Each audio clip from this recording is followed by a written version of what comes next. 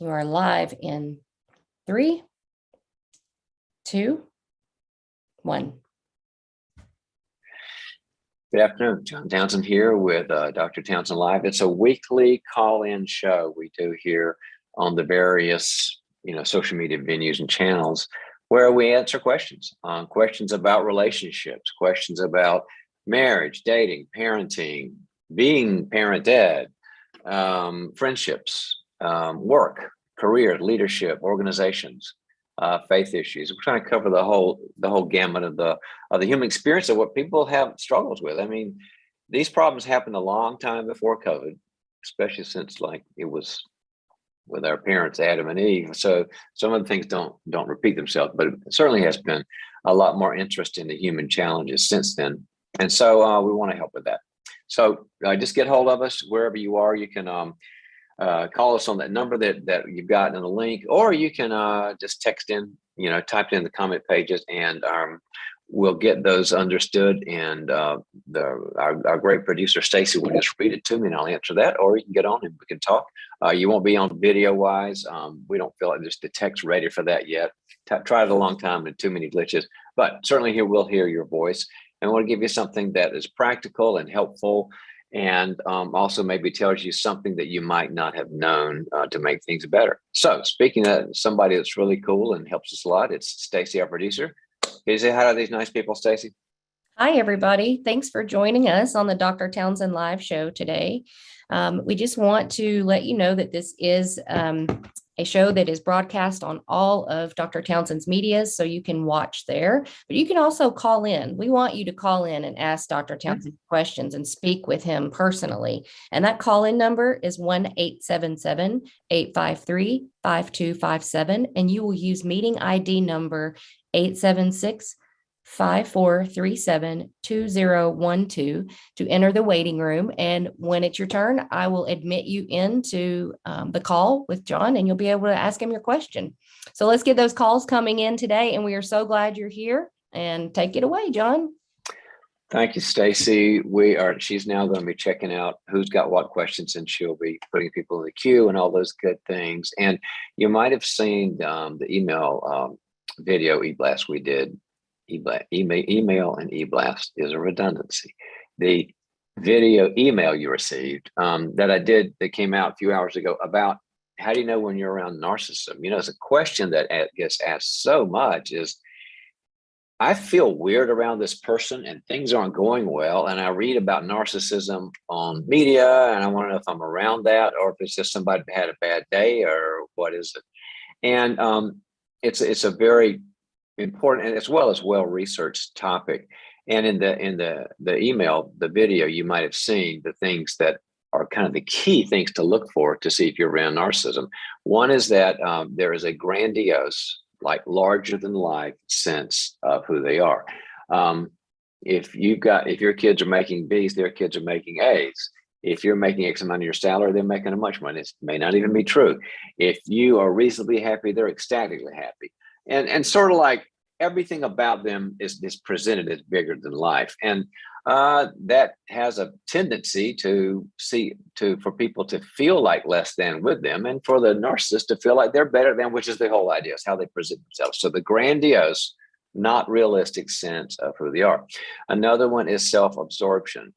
They tend to sort of hijack the conversation by over-identifying way too quickly and too abruptly. You ever heard of parties about somebody taking the conversation football and going down for a football for a goal with it, for a touchdown?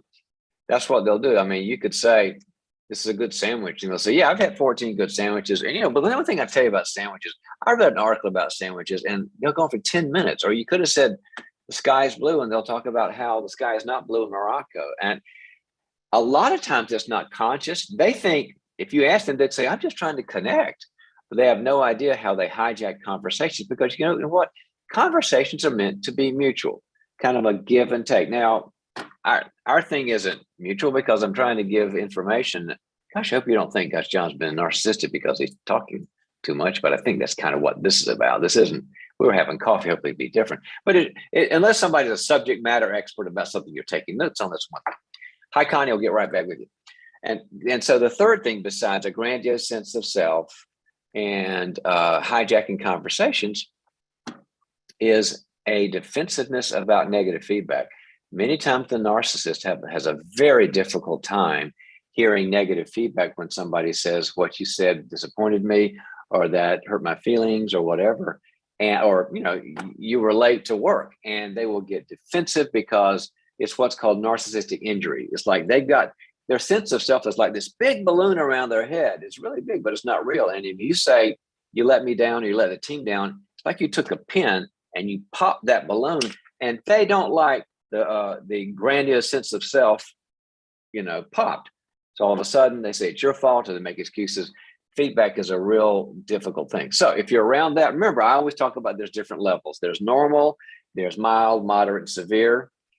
Normal, just we all got a little bit of it. Then mild, they'll probably do well to feedback about this. Moderate, severe, we got to probably help you with that. So hopefully that's helpful. And it is something that can be treated. It can be cured. It can be helped. And when people say they'll always be narcissistic, no.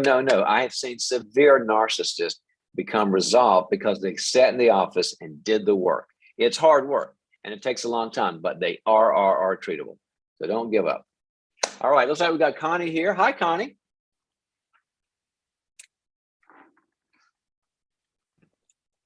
Connie, if you can hear us, you're live with Dr. Townsend. Go ahead with your question.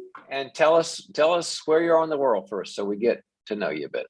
Okay, hold on one second. I don't know what just happened. Okay, can you hear me? Hear you just fine.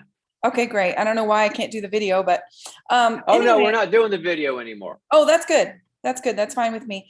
I am the one that contacted you. I messaged you, or really I just replied to your post on Instagram about the fact that I have someone in my life who it's been. Where are you in the world, Connie? Oh, I'm sorry. I'm in San Antonio, Texas, Bernie, to be specific. Okay. It's a suburb of San Antonio. Yep, I know it. Yep. You got someone in your life. Someone in my life, important person in my life. We've been just kind of wrestling with some issues, not understanding how to handle them, because some of them seem to be narcissism. And then, it's been a long-standing idea that he also might have autism, or really specifically Asperger's, although, from what I understand, they don't call it Asperger's anymore. But we believe he's probably on the spectrum, possibly severely so. And we've just been dealing with a lot of immaturity, a lot of irresponsibility, a lot of. Is this a family member, Connie? Yes. Okay. Is a person an adult or a child? Adult. Okay. Is a person on their own, or are they living? Are they living autonomously, or are they? Yeah. Are they in a group home or what? No, they're living with me, and okay. It's been a tough situation because I haven't known how to hold them accountable. Okay. And you have said we think. So who's the we here besides you? It's the person, the counselors, both mine and theirs. Oh. And it's kind of been, I don't know how to put it, like a circle, maybe a little bit of a vicious circle, trying to understand it. And I think what we've come to the conclusion of, it's a little bit of all of it. Okay. So both his counselor and your counselor have determined clinically, as far as they can tell, because it's complicated, right. Both counselors, his and yours, have determined there's a bit of spectrum and there's a bit of narcissism both. Do I have that right? Right. Okay. All right. So what's your question about abuse? There's a history of abuse. Whoa. Which way? Your way or his way? Well, depending on how you define abuse, I would say some of both. So you have abused him and he's abused you? Well, yeah, I would have to be really honest about that. Okay, that's a pretty volatile relationship. I'm sorry to hear that. Okay. Yeah, I don't mean physically. I don't mean physically. That's what I mean about not defining it, Well, they talk about emotional abuse too. Exactly. Emotional abuse. I would say it's really hard to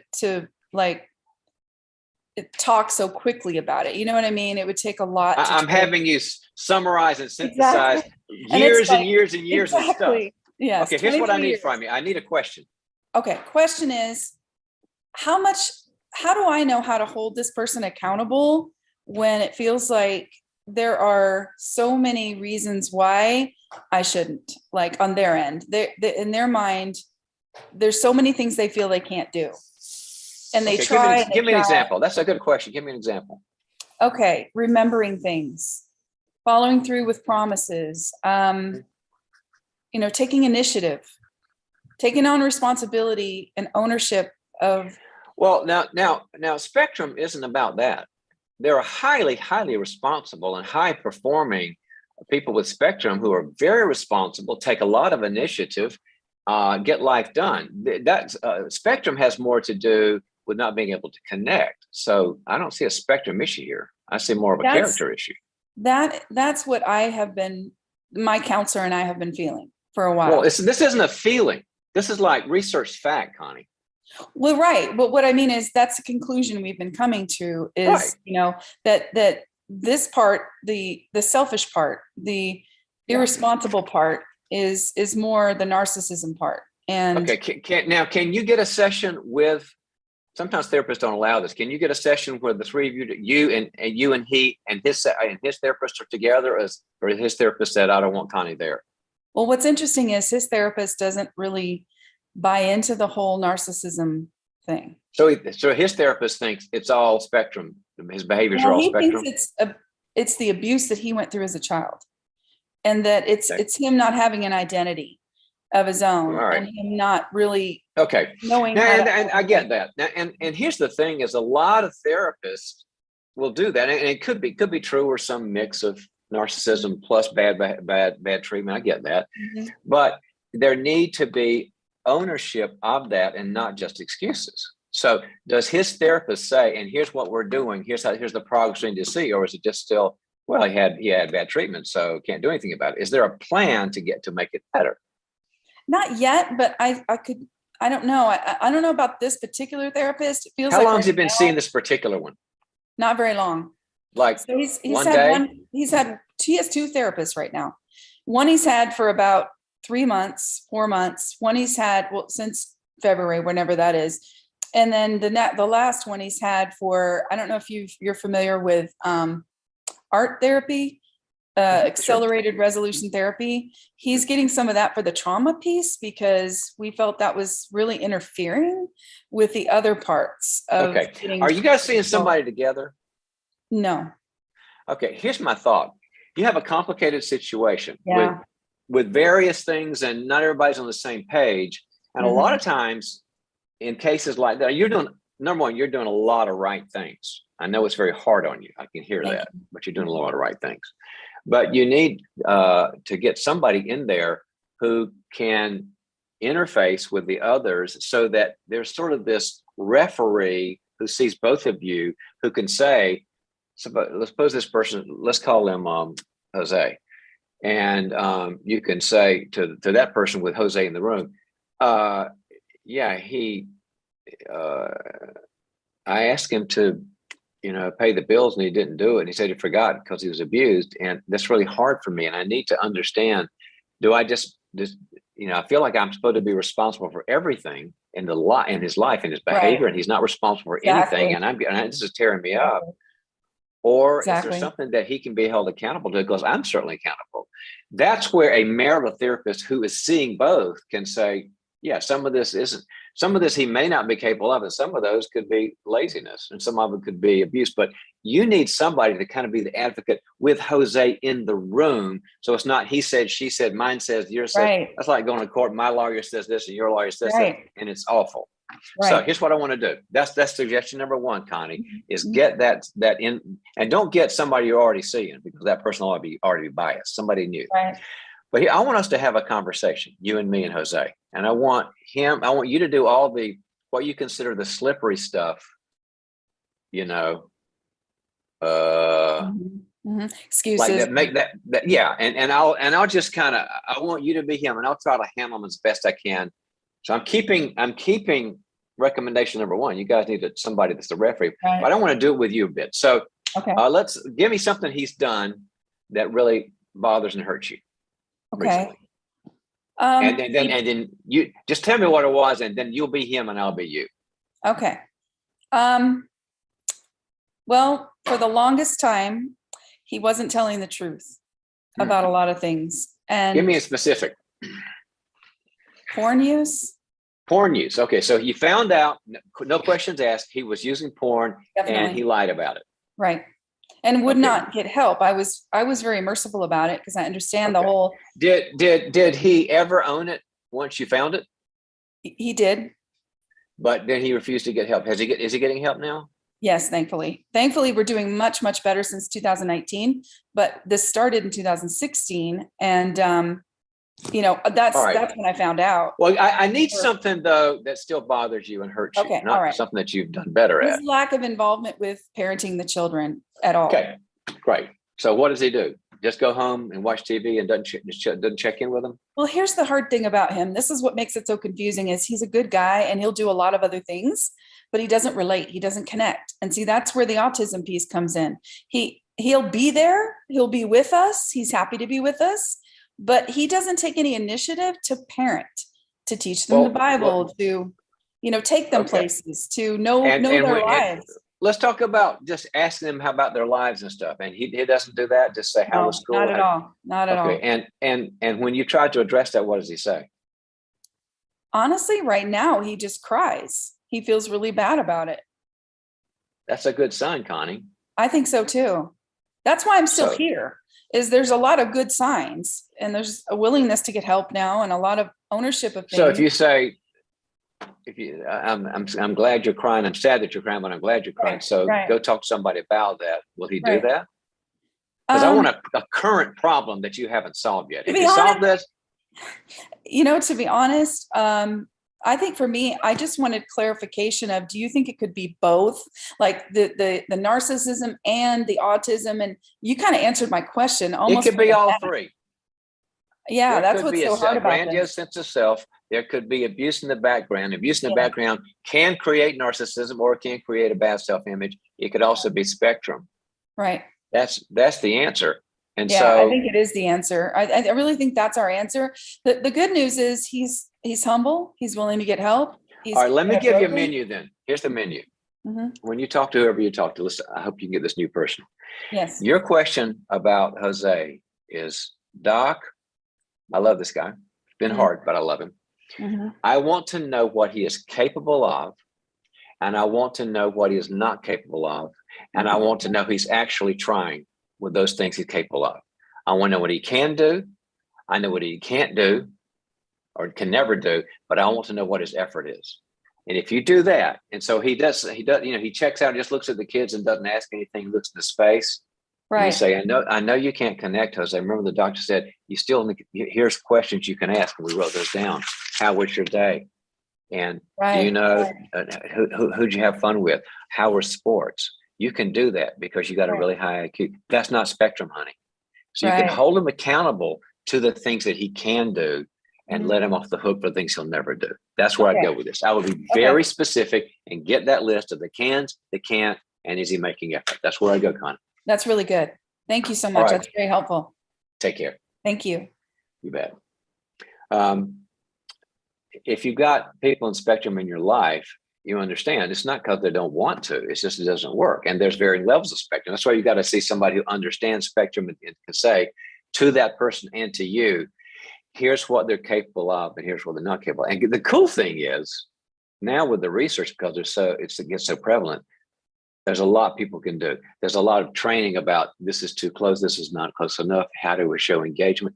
And there's a lot they'll never be able to, but they can do a lot better now because you can find good counselors in that. When people say, I loved what Connie was kind of struggling with, which was, well, how do I know it's not just excuses? And where I always go with all that, I'm totally fine with somebody being a failure. I mean, I'm a failure, right? That's just part of being human. I go for ownership and emotions about the ownership and some steps. If they're taking ownership, I do that. I am disorganized and I let people down and I feel awful. And I really want to do different because I hate to see people I love, people in my business get impacted negatively because I'm too disorganized or because my voice is too loud or because I won't stop talking or whatever. And I hate it. And I want to, and the third thing, I will take steps. I will go to a mat for the person like that. The person is stuck in excuses. I mean, read your Bible. Excuses just never work. We need grace for that. And we need second chances. And we need somebody to say, you know, I want to do well. I love, this says example, for example, in the Beatitudes, you know, the Jesus teaching his great Sermon on the Mount. And he said, blessed are those who hunger and thirst for righteousness, for they will be filled. Hungering and thirsting for righteousness means I could be totally wrong. And if I'm wrong, I don't want to blame others, and I don't want to make excuses, and I don't want to minimize it. If it's me that's being unorganized, or me that's being mean or controlling or disconnected, I want to know about it. You know why? Because I want to hunger and thirst for righteousness. It's one of my highest values. I'm so sorry I do that. Not always aware of it. Tell me what I need to do. I'll go to the mat for that person. But the person is kind of stuck in, well, I had a bad childhood. I realize this. I'm all over a bad childhood. I mean, so much of the pain that people deal with. But remember this, bad childhood, difficult childhood is not a diagnosis.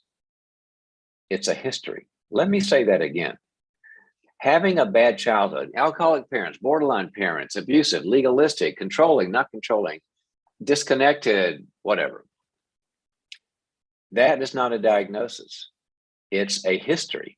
And there are people who have had really bad childhoods who come out and they did the work. Why? Because they were hungry and thirsty for righteousness, and they had to redo their lives and learn different things and do a lot of forgiving and grieving and replacing and getting reparented by good people in their church and by good therapists and learning the skills over again and all that, because it was so important to pay the price to grow that they didn't want to stay stuck there. And I know people who had a kind of a marginal, you know, childhood. It was all right, not awful, who stay stuck in it because they don't want to do the work. They like to sort of say, well, it's all their fault. And the people I know that are the successful people are the people that say, it was awful, it was a nightmare, and here's what I did. I went from family of origin to family of God. On the show, we call that going from the FOO, family of origin, to dependency and new relationship with the family of God. I learned new skills. I learned how to forgive. I learned how to not do things I saw them do. I learned what love is about. I learned what responsibility is about because I got crazy messages. They do fine. So, Okay, John, your next question is coming from Blake in Arizona, and he basically is asking you through your Instagram. He says, I'm a leader of a large law firm in a big city in Arizona. I am constantly dealing with the topic that you posted about yesterday on narcissism.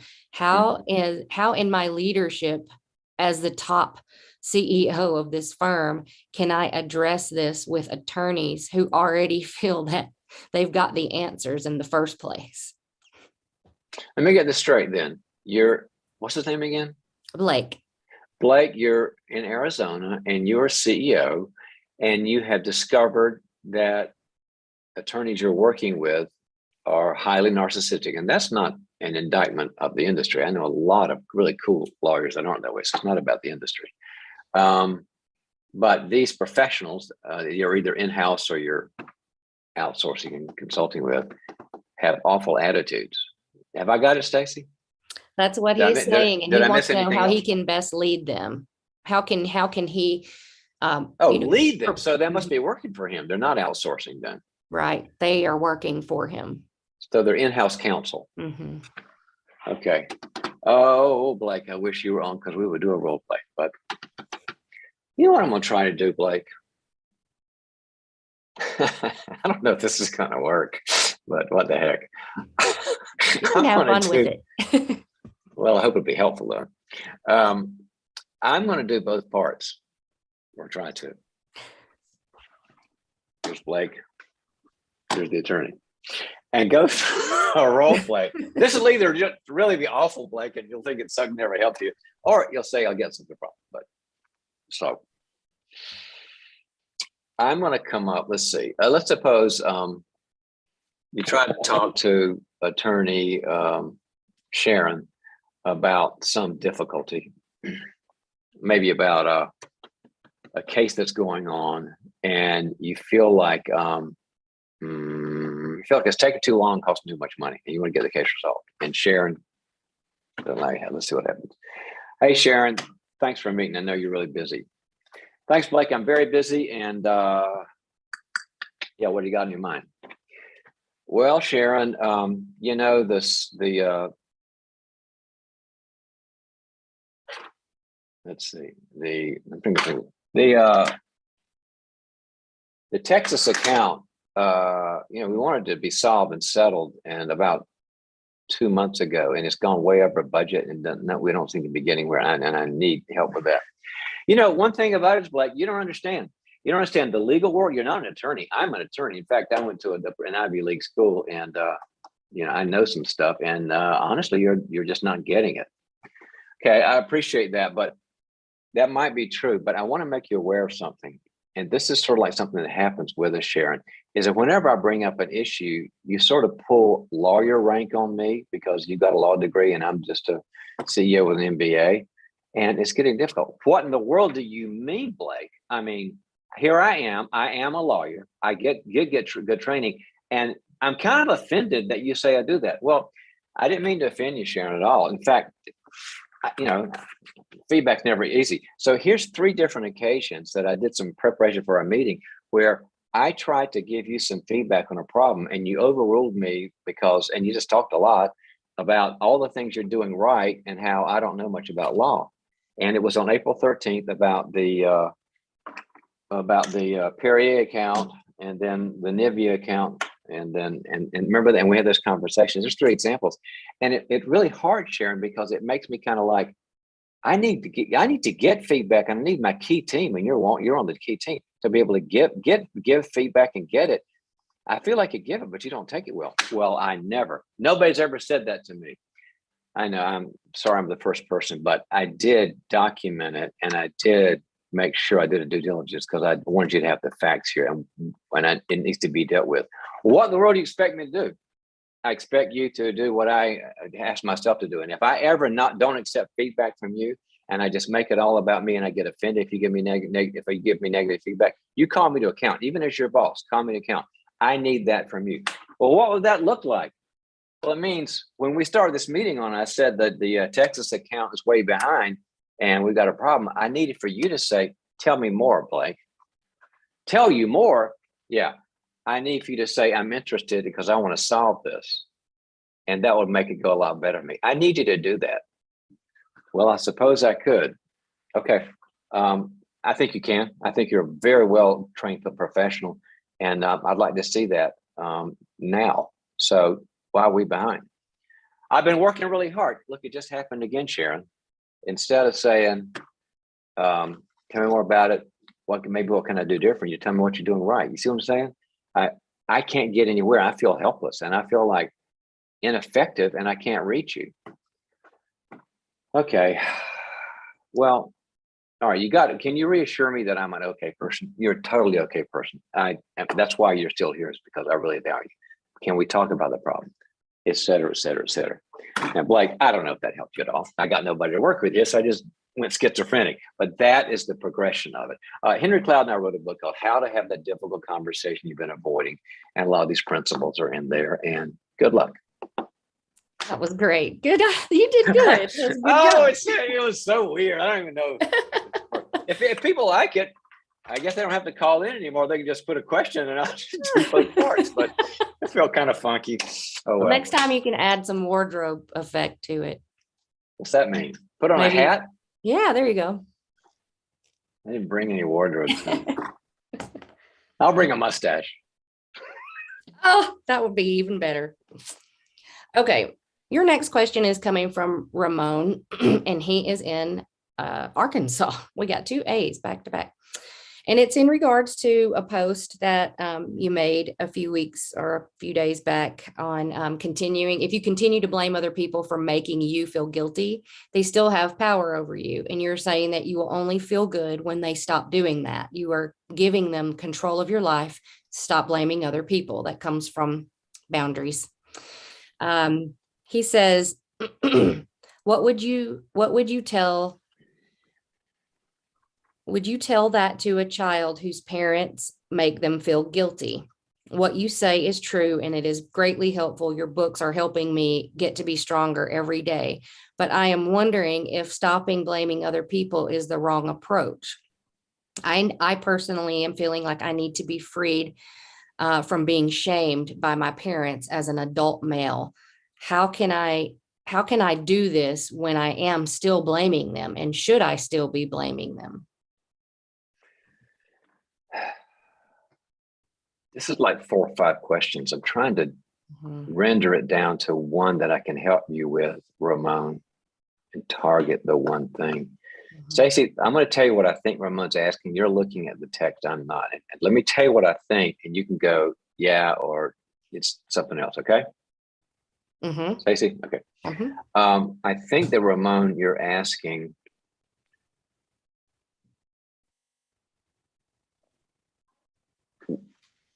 does it get me stuck in my hurt feelings about my parents shaming me? Does it get me stuck if I can't talk about it? Is it kind of putting a gag order so I can't heal? Is that what he's saying, Stacey? Yes. And he extends on this to say that adding more shame doesn't seem to help, that they will feel more shamed. Is it my fault for blaming others for what they do to me? I see. Okay, I get it. Let me make a distinction here. Maybe this will be helpful, Ramon. It's not bad to identify a source of hurt or harm. I mean, if a burglar comes in your house and shoots you in the arm, and you go to the doctor and says, how'd you get that? You're supposed to say, a burglar shot me. He broke in my house. And then they hopefully call the cops before then. But the doctor and the cops and everybody are supposed to say, we need to know what happened to you. That is actually what the Bible calls confession. You know, David said in the Psalms, for example, he said, people have put furrows in my back. They've dug deep furrows in my back, like with a plow. People have hurt me. That's confession. It's just stating that something's true so that you can identify and do something about it.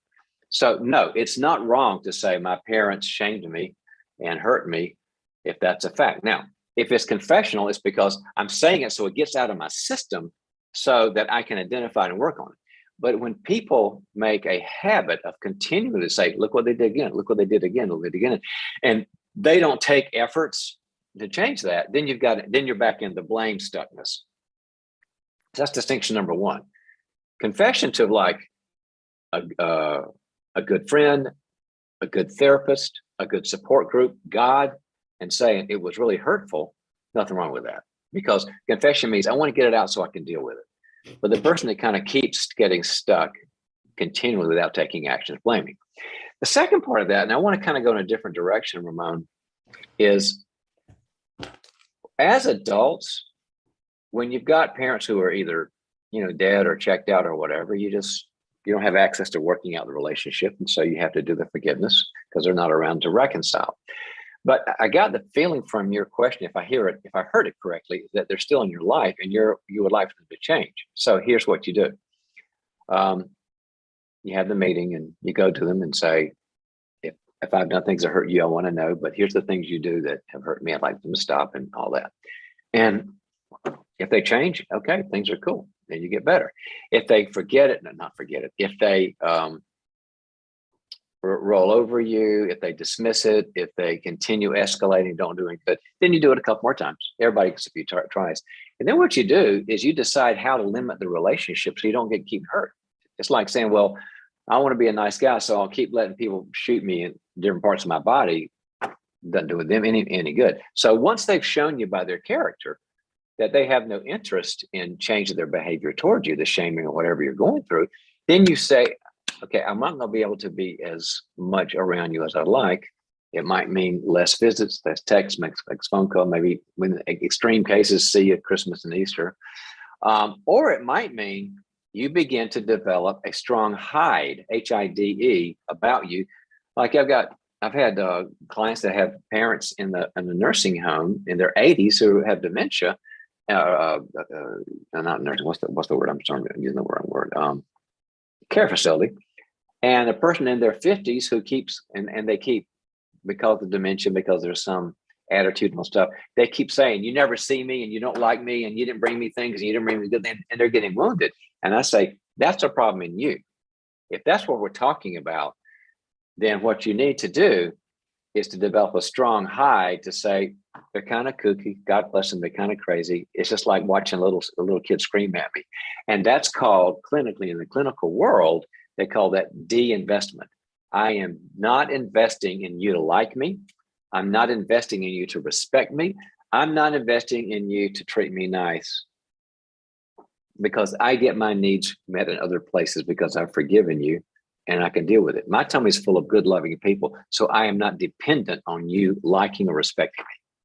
That's kind of the two ways to go with this. And I hope, and I wish you well on that, Ramon. Hey, want to let you know, by the way, if this is your time, if you like this material, the way this is going, and you're also thinking career stuff, the Townsend Institute is the place for you. Townsend Institute for Leadership and Counseling. We provide the gold standard and accreditation for a master's or a certificate in counseling, or a PhD in counseling now, just got that. A master's or a credential in an organizational leadership. If your jam is running your own thing or starting your own thing, or corporate world or ministry world or management in organizational leadership. And the third one is a credential or a master's in executive coaching consultant, because coaching is kind of going crazy with all the interest in it.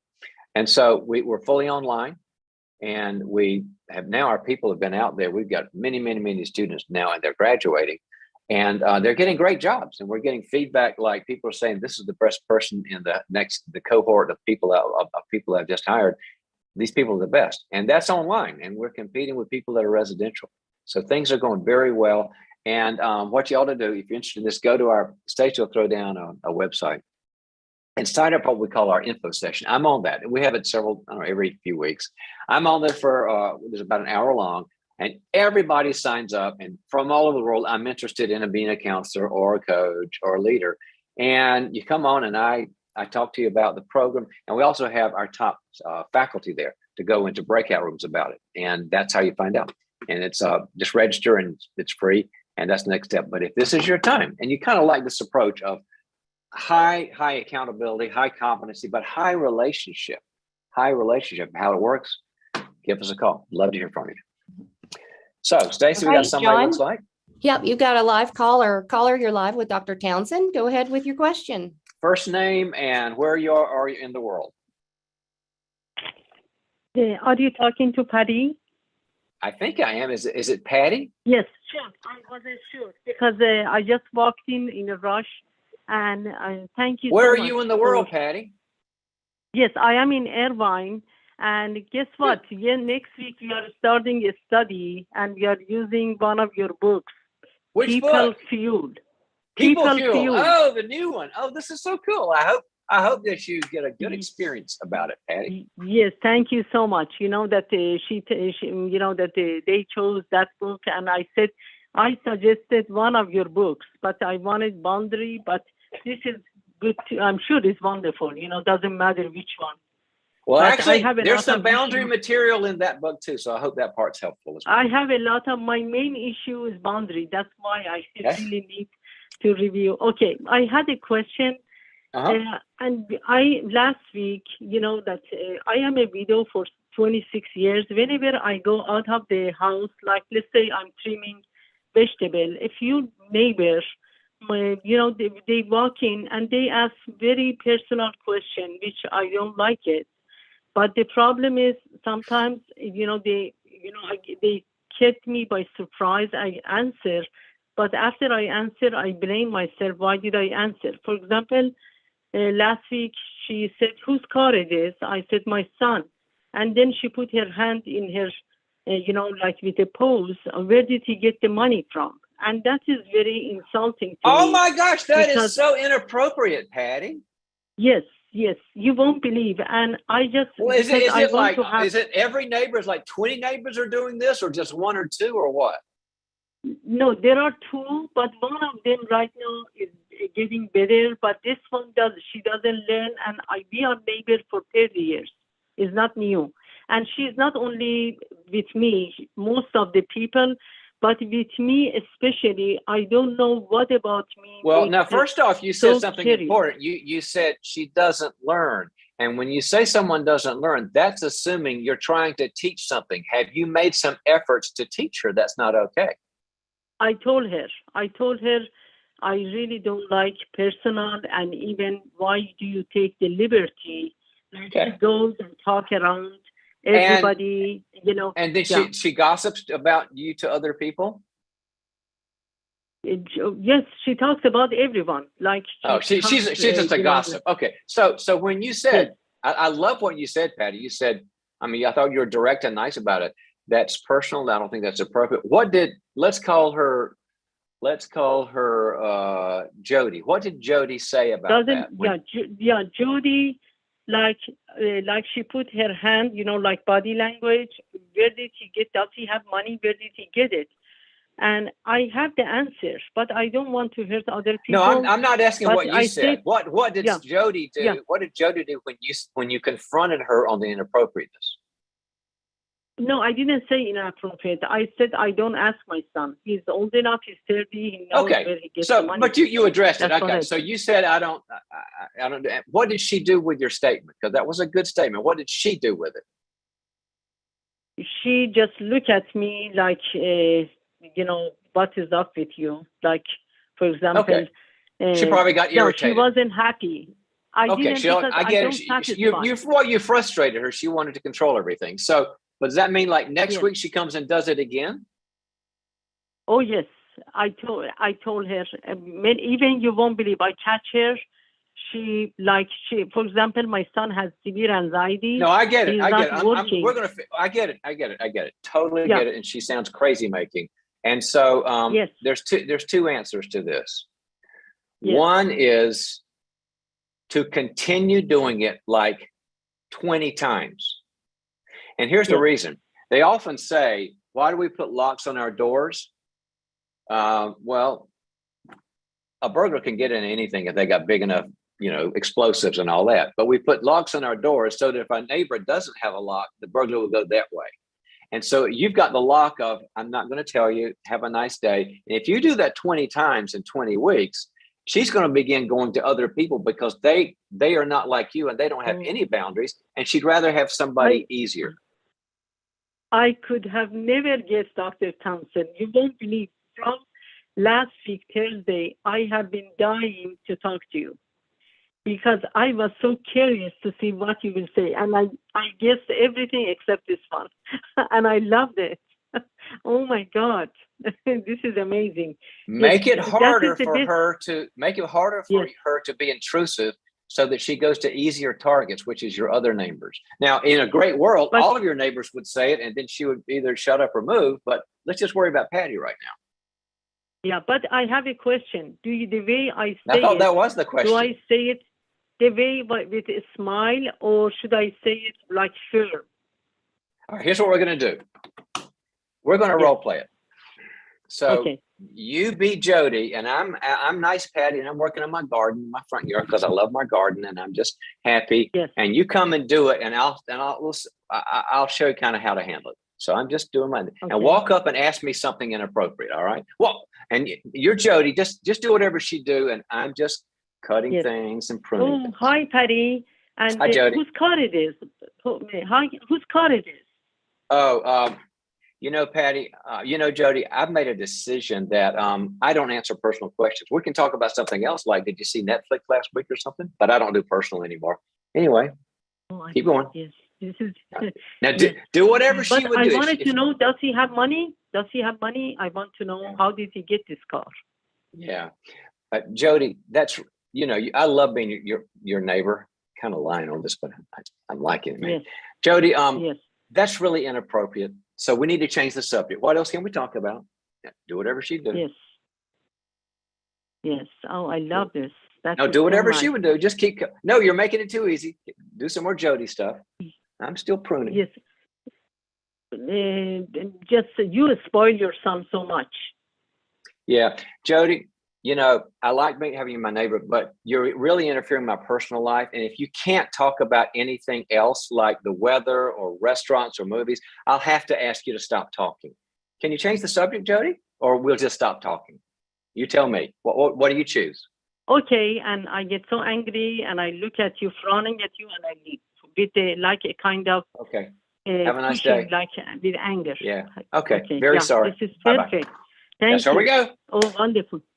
And right, my friend said that you Patty, asked you know me what? a I've got to question for go a while. because I only do one question per call, so we're kind of done. Yes. No, I got it. Oh, thank you so much. You made my day. All right. Bye-bye. You made mine. Bye-bye. Take care. Bye-bye. Thank you. Bye. Patty was a great example. Some people are trained. They're trained to keep pushing your boundaries until they wear you out. And your job's got to be, I talk about it in, I think, Boundaries with Kids. You got to be the oak tree that they keep hitting their head against. And they finally get, gosh, she's not going to tell me about the money. She's not going to tell me about my personal life. And she keeps confronting me. I think I'll go to that neighbor down the street. That's really easy. I'm tired of getting a headache from the oak tree. Patty and everybody else has done this. If you got somebody in your life that's wearing you out, be the oak tree. All righty. Okay. What do you think about that, Stacy? You were just joking, right? I mean, you were happy. What were you happy about?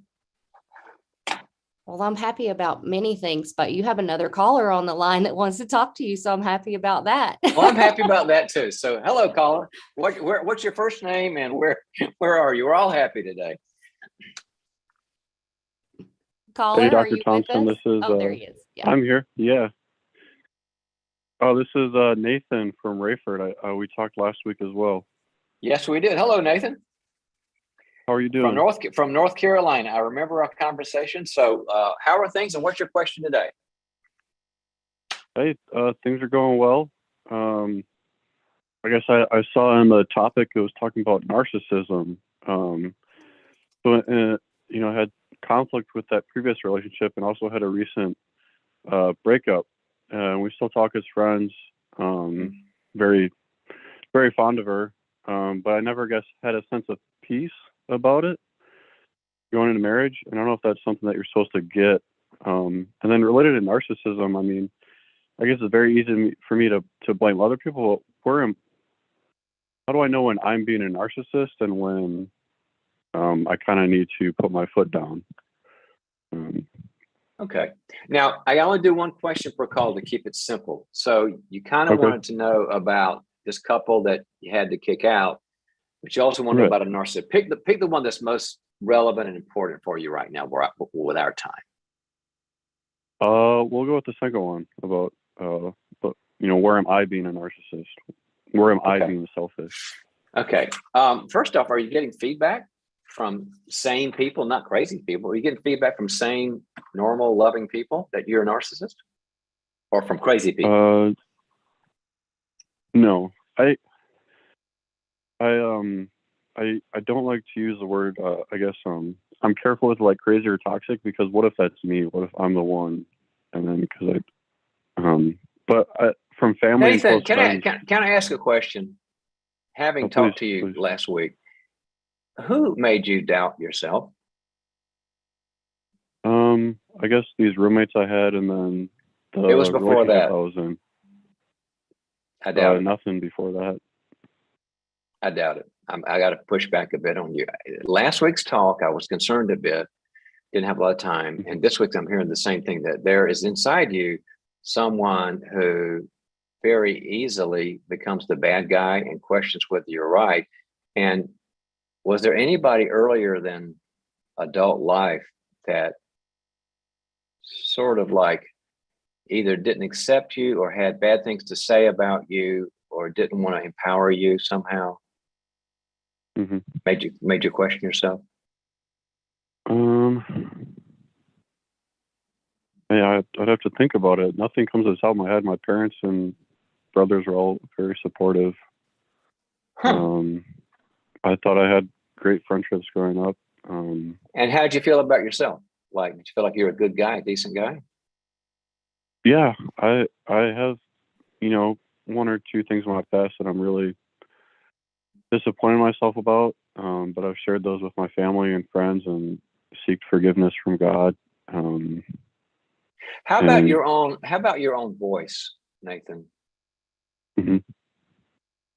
Did you have a voice where you could say, no, I don't agree, Mom. I don't agree, Dad. I don't like this. That's not what I feel.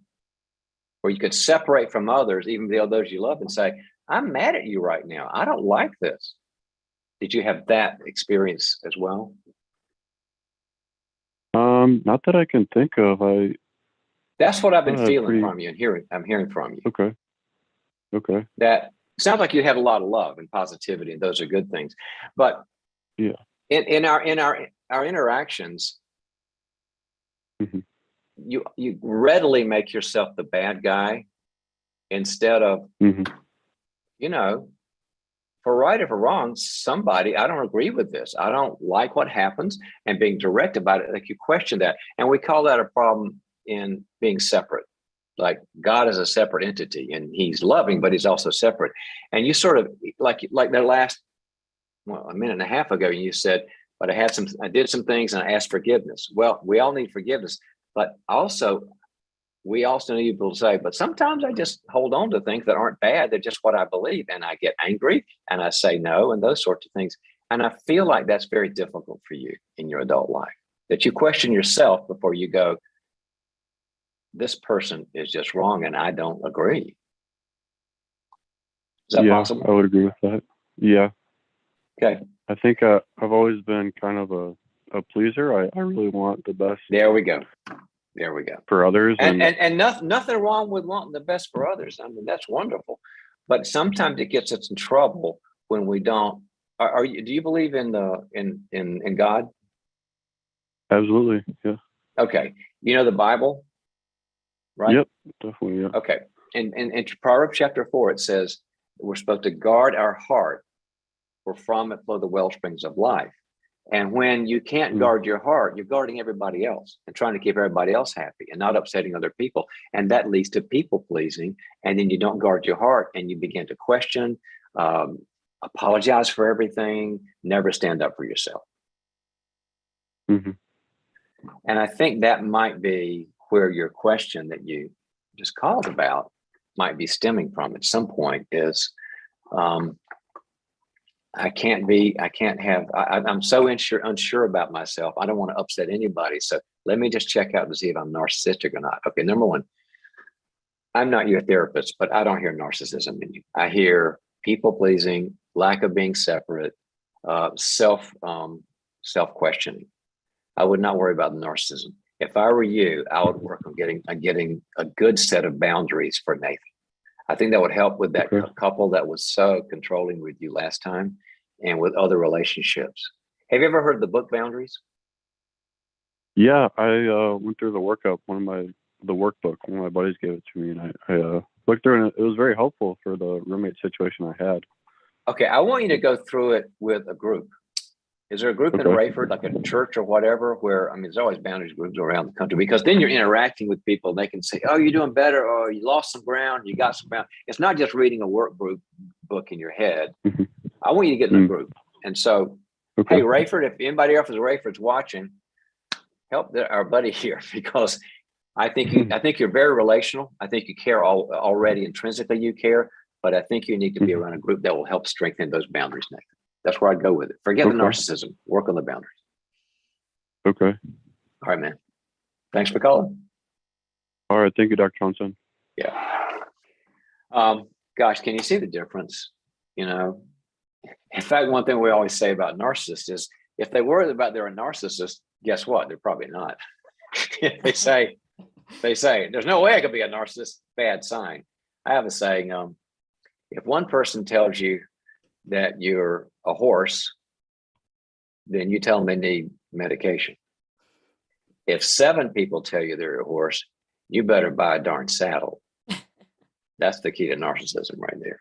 Stacey, you are giggling so much on today's show. What is the thing about it?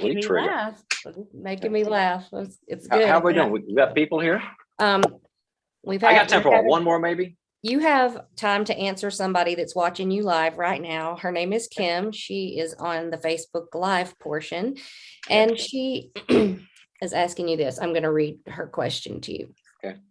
She says, I am reading The Entitlement Cure now, and am a bit concerned that people who suffer from learned helplessness may look very similar to people with entitlement issues. Is there a way that I can clearly distinguish between the two? And I'd like to add in particular with individuals who are from violent homes or foster care backgrounds.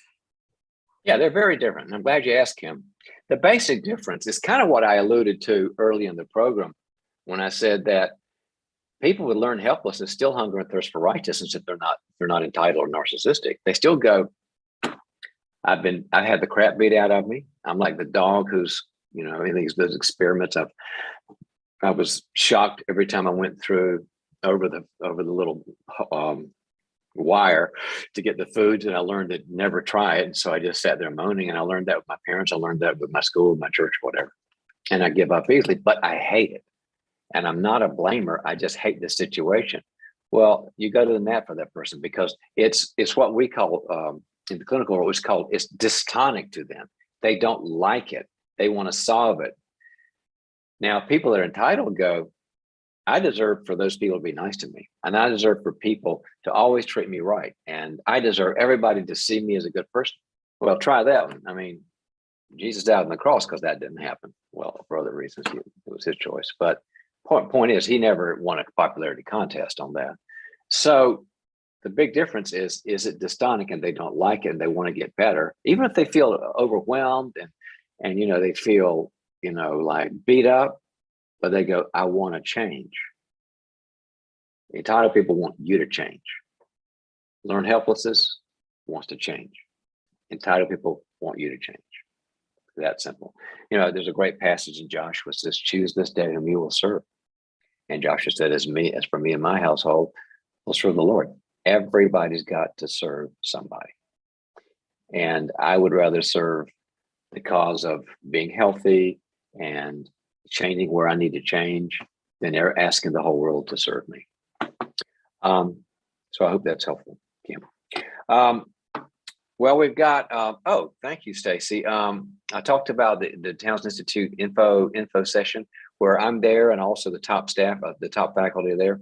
It's June 20th. On June 20th is the next time I'll have it. Look it up.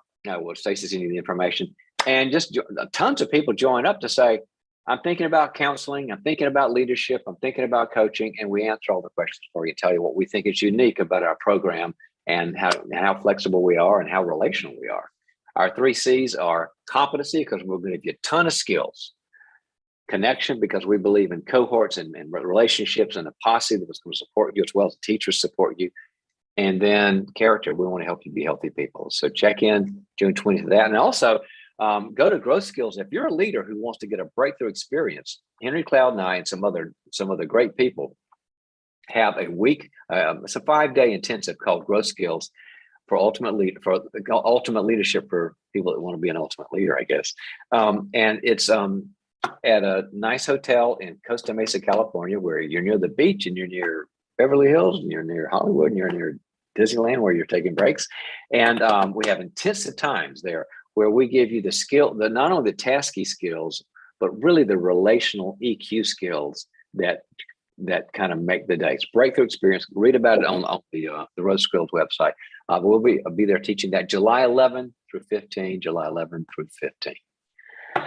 All right. I don't know. I don't want to get started with somebody and then make them feel bad because I had to get off, Stacy. Maybe that's it. I think you are out of time for today, John, but we will be back next week. Same time, same place. Same time, same place. And hope you have a good week. Hope some of these skills made a difference, whether you're the caller or maybe you heard this and you're thinking, I can apply this one. I can apply that one. It makes it all worthwhile if we know that it's useful to you.